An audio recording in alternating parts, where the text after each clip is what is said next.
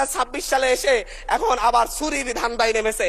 এবং চুরি করে আমি আবারও বলছি, বিএনপি যতই চেষ্টা করুক আওয়ামী লীগ আর হইতে পারবে না মাননীয় স্পিকার। আবার মাগুরা নির্বাচনের মতো আজকে বগুড়ার নির্বাচন এবং শেরপুর নির্বাচনের কারচুপি দেখেছি আমরা মাননীয় স্পিকার।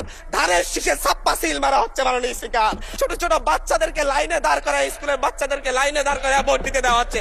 এর চাইতে নির্লজ্জতা আর কি আছে মাননীয় স্পিকার?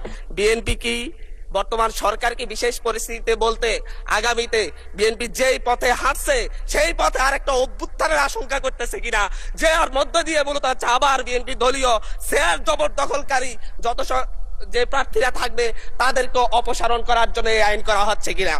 আমি জানি না আসলে বিশেষ পরিস্থিতি বলতে কোন বিশেষ পরিস্থিতিকে বোঝানো হচ্ছে এই আইনে। এটা একটি কালো আইন হিসাবে বাংলাদেশের গণতান্ত্রিক ইতিহাসে সবচেয়ে একটি কালো আইন হিসাবে থাকবে।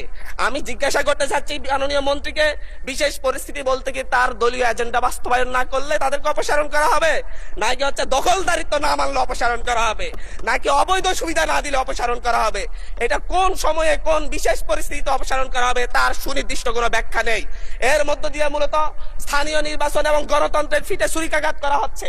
মাননীয় স্পিকার, এখানে বলা হচ্ছে উপযুক্ত ব্যক্তি যদি বিশেষ পরিস্থিতিতে সরকার এই ক্ষেত্রে নিয়োগও করতে পারবে।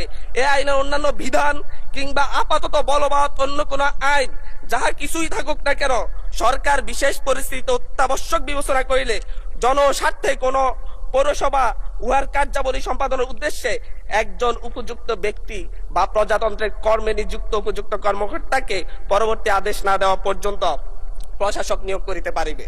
উপযুক্ত ব্যক্তি বলতে কি হচ্ছে দলীয় কোন নেতা কিংবা লাঠিয়াল হবে, নাকি হচ্ছে কোন মন্ত্রী এমপির সন্তান হলেই হবে?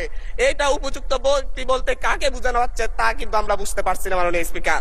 মাননীয় স্পিকার, এর মধ্য দিয়ে নির্বাচিত প্রতিনিধিদেরকে সরিয়ে অনির্বাচিত শুধু মামা খালুর জোরেই বিভিন্ন প্রশাসনে বিভিন্ন পৌরসভা মেয়র কিংবা কাউন্সিলর পদে কিংবা সিটি কর্পোরেশনের মেয়র কাউন্সিলর পদে দলীয় নেতাদেরকে বসানোর একটি ফাইতারা করা হচ্ছে।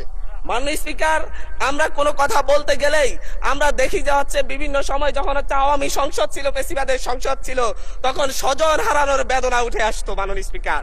এখনো দেখা যাচ্ছে আমরা যখনই গণতন্ত্রের কথা বলি, যখনই স্থানীয় সরকারকে আমরা শক্তিশালী করার কথা বলি, তখন বলা শুরু করে আমরাই তো গণতন্ত্রের প্রবক্তা, আমরাই তো নতুন করে বাংলাদেশকে গণতন্ত্র উপহার দিয়েছি, আমরাই তো বাংলাদেশে নতুন গণতন্ত্রের পুনর্জন্ম দিয়েছি।